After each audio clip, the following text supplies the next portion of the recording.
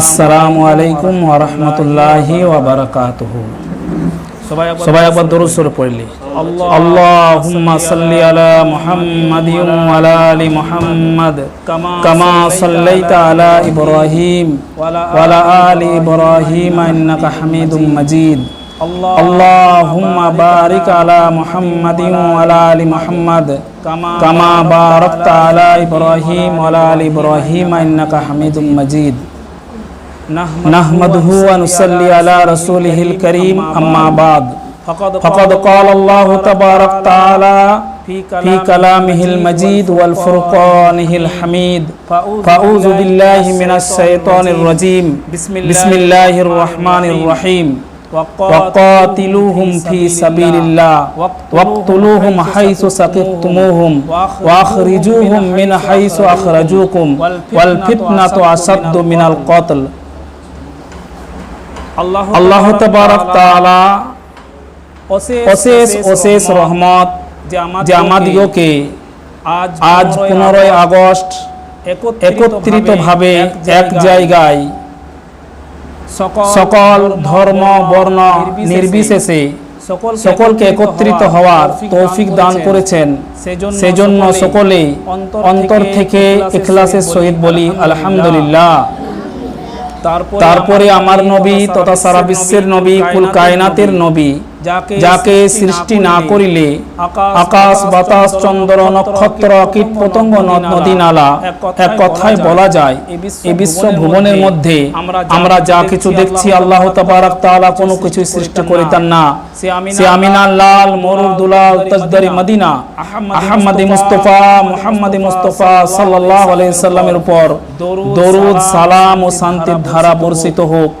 আমরা সকলে বলি আল্লাহুম্মা আমিন। বিরাদার ইসলাম, আজকে আমরা সকলে অবগত আছি যে আজকে 15 আগস্ট আজকে আমরা স্বাধীন ভারত পেয়েছি। এর কথার উত্তর এটাই যে আজকে যখন আমরা স্বাধীন পেয়েছি ভারতবর্ষকে, তখন এককাল কি ছিল না, এই ভারতবর্ষ পরাধীন ছিল।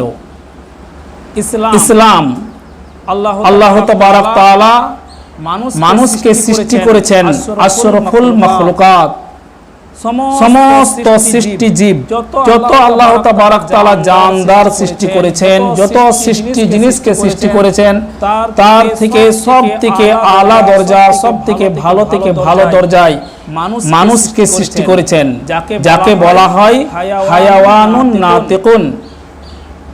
আমরা তারপরে সেই সমাজ থেকে সেই সব মানুষ থেকে বাছাই ছাঁটাই করার পরে আমাদেরকে মুসলমান ঘরে জন্ম দিয়েছেন, ঈমান ওয়ালার ঘরে জন্ম দিয়েছেন। সেইখান থেকেও আমাদেরকে বাছাই ছাঁটাই করেছে আল্লাহ তাবারক তাআলা। সেইখান থেকে বাছাই ছাঁটাই করার পরে আমাদেরকে দ্বীনি কাজ, দ্বীনি সমাজ গড়ার জন্য আমাদেরকে দ্বীনি ইলম হাসিল করার জন্য আমাদেরকে মাদ্রাসায় এনেছেন। মাদ্রাসা হলো আল্লাহর নবী সাল্লাল্লাহু আলাইহি সাল্লামের ঘর। এখানে কি হবে? এখানে দ্বীন প্রচার এবং প্রসার হবে। এখানে হুসনে আখলাক তৈরি হবে। এখানে হুসনে আখলাক তৈরি হবে। এখানে যত রকমের খারাপ কাজ আছে দুনিয়ার মধ্যে, সেই খারাপ কাজকে বাদ দিয়ে এখানে আলা এবং ভালো দরজায় কাজ এই মাদ্রাসা থেকে হবে। এই মাদ্রাসায় কখনোই সন্ত্রাসবাদী হয় না, এই মাদ্রাসায় কখনো বোমবাজি হয় না, এই মাদ্রাসায় কখনো নেশাগ্রস্ত হয় না, এই মাদ্রাসায় কখনো জুলুম হয় না, এই মাদ্রাসায় কখনো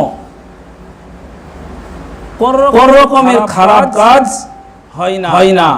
এই মাদ্রাসা দুনিয়ার বুকে যত মাদ্রাসা আছে সেই মাদ্রাসাগুলো একমাত্র আল্লাহকে চিনায়, নবী সাল্লাল্লাহু আলাইহি সাল্লামের নূরানি তরিকাকে চিনায় এবং নবী সাল্লাল্লাহু আলাইহি সাল্লামের আখলাক, যে চরিত্র, যে নূর নিয়ে আল্লাহ নবী এই দুনিয়ায় প্রেরণ হয়েছেন, এই দুনিয়ায় প্রেরণ হওয়ার যে বিধি সেই বিধিগালাকে যে গালাকে মানতে বলেছেন সেই গালাকে আমাদের এই মাদ্রাসায় শেখানো হয়। কোন রকমের খারাপ কাজ শেখানো হয় না।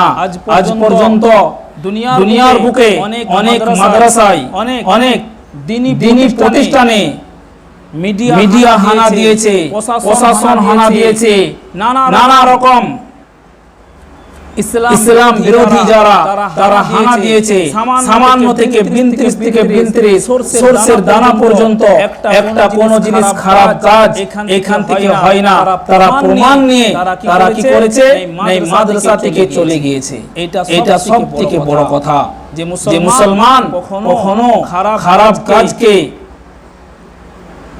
খারাপ কাজ করে না আর খারাপ কাজ করতে দেয় না। ইসলাম শিক্ষা দেয় মানুষকে ভালোবাসো, ইসলাম শিক্ষা দেয় সুন্নতকে ভালোবাসো, ইসলাম শিক্ষা দেয় যে মুসলমানকে ভালোবাসো, বিধর্মীকে ভালোবাসো, সমস্ত মানুষকে ভালোবাসা শিক্ষা দেয়। ইসলাম এটাও শিক্ষা দেয়। আল্লাহর নবী সাল্লাল্লাহু আলাইহি সাল্লাম বলছেন যে তোমার ঘরে যদি ভালো কিছু রান্না যদি হয়, তোমার পাড়া প্রতিবেশী যে সামনে দরজা, সেই দরজা যদি বিধর্মী হয়, সে যদি হিন্দু ধর্মের হয়, সে যদি গায়ের মুসলিম হয়, বলে সর্বপ্রথম সে যদি অভাবগ্রস্ত হয় তাহলে তাকে ফার্স্টে তুমি দেখো। তোমার দরজার থেকে যে সামনে তাকে ফার্স্টে তুমি দেখভাল করো, তাকে সহযোগিতা করো, সাহায্য করো। ইসলাম এটাই শিক্ষা দেয়। ইসলাম এমন কোন শিক্ষা দেয় না যে শিক্ষায় মানুষ কষ্ট পাবে। সেজন্য এই ভারতবর্ষ আমরা স্বাধীন পেয়েছিলাম, কিন্তু আস্তে আস্তে এই ভারতবর্ষ পরাধীন হয়ে গেছিল। আমরা অনেকে অবগত আছি। এই দিনটাকে আমরা অনেকেই স্মরণ করি। 1601 খ্রিস্টাব্দে 1601 খ্রিস্টাব্দে ভারতবর্ষে ইংরেজরা এসেছিল, বিদেশ থেকে ইংরেজরা এসেছিল একটা ইস্যু করে। তাদের কিন্তু চিন্তা ভাবনা একটাও ঠিকঠাক ছিল না। চিন্তা ভাবনা একটাও ঠিকঠাক ছিল না। তাদের চিন্তা ভাবনা এটাই ছিল যে আমরা ভারতবর্ষে যাব একটা ইস্যু করে এবং সেখান থেকে ধন সম্পদ, টাকা পয়সা, যত রকমের মাল ধন দৌলত আছে সেগুলো শোষণ করব এবং নিজের আয়ত্তের মধ্যে নিয়ে আসব এবং আমরা কি করব, নিজের দেশে নিয়ে চলে আসব। 1601 খ্রিস্টাব্দে তখন বাদশা ছিলেন বাদশা জাহাঙ্গীর, মুসলমান বাদশা। এই ভারতবর্ষকে আমরা মুসলমান 1400 বছর এখানে ভারতবর্ষে মুসলমান কি করেছে না, প্রেসিডেন্ট ছিল, ভারতবর্ষকে চালিয়েছে। রাজা ছিল কে? মুসলমান রাজা ছিল বাদশা জাহাঙ্গীর। বাদশা জাহাঙ্গীর অনেক সরল এবং সহজ মানুষ ছিলেন। তিনি দিনকে সামনে রেখে তিনি কি করতেন, বাদশাহী করতেন। সেই জাহাঙ্গীর বাদশা, সেই ইংরেজরা এলো এবং তার রাজ্য সভাতে বসে তার কাছে অনুমতি চাইলো যে আমরা বিদেশ থেকে এসেছি, আমরা কি করব না এই ভারতবর্ষে আমরা ব্যবসা বাণিজ্য করব। তাদের উদ্দেশ্য প্রথমে যদি বলে যে আমরা এই ভারতবর্ষকে শোষণ করব, তো বাদশা কখনোই দিতেন না। কিন্তু বাদশা তাদের মনোভাবনা বুঝতে পেরে তাহাদেরকে কি করলেন, 500 একর জায়গা একটা ইংরেজকে তাদের দায়িত্ব দিয়ে দিলেন যে তোমরা এখানে হুকুমতি করো এবং এখানে তোমরা এই 500 বর্গ মিটার জমির মধ্যে, জায়গার মধ্যে তোমরা ব্যবসা করো। এরকম ভাবে তারা ব্যবসা আরম্ভ করে দিল। সেই ব্যবসার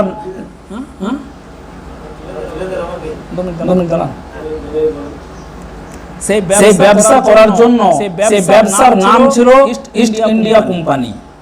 ইস্ট ইন্ডিয়া কোম্পানি।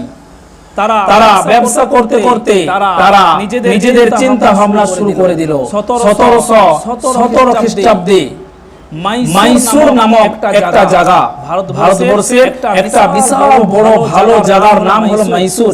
সেই মাইসুর জায়গাকে তারা নিজের আয়ত্তের মধ্যে নিয়ে চলে এলো এবং 1740 খ্রিস্টাব্দে 1717 খ্রিস্টাব্দে কি হলো না সিরাজউদ্দৌলাকে তারা পরাজয় করলেন এবং পরাজয় করার পরে নিজেরা শক্তির অনেক শক্তির অধিকারী হয়ে গেলেন। 1740 থেকে নিয়ে 1757 খ্রিস্টাব্দ পর্যন্ত কমসে কম 2 লক্ষ দাড়ি টুপি এবং মুসলমান দিগকে তারা কি করেছিলেন না হত্যা করেছিলেন, ফাঁসির মঞ্চে ঝুলিয়েছিলেন এবং দিল্লি থেকে নিয়ে খাইবার পর্যন্ত এমন একটা গাছ ছিল না, সেই গাছে মুসলমান আলেমকে ঝুলানো হয়েছিল। আলেমদেরকে 52,000 ইতিহাসের মধ্যে পাওয়া যায় 52,000 আলেমকে তারা শহীদ করেছিলেন। 52,000 আলেমকে তারা শহীদ করেছিলেন। প্রথম দিকে মুসলমানরা এটা কিন্তু করেছিল, তারপর দেখলেন যখন ভারতবর্ষ এরকম ভাবে পরাধীন হতে আরম্ভ হলো, যখন ইংরেজদের হাতে সমস্ত জিনিস যখন চলে গেল, যখন তারা নীল চাষ করতে মানুষকে বাধ্য করে দিল এবং প্রত্যেকটা কর 2.5 টাকা করে দিতে আরম্ভ করলো, এরকম ভাবে মানুষের উপর নির্যাতন যখন আরম্ভ হয়ে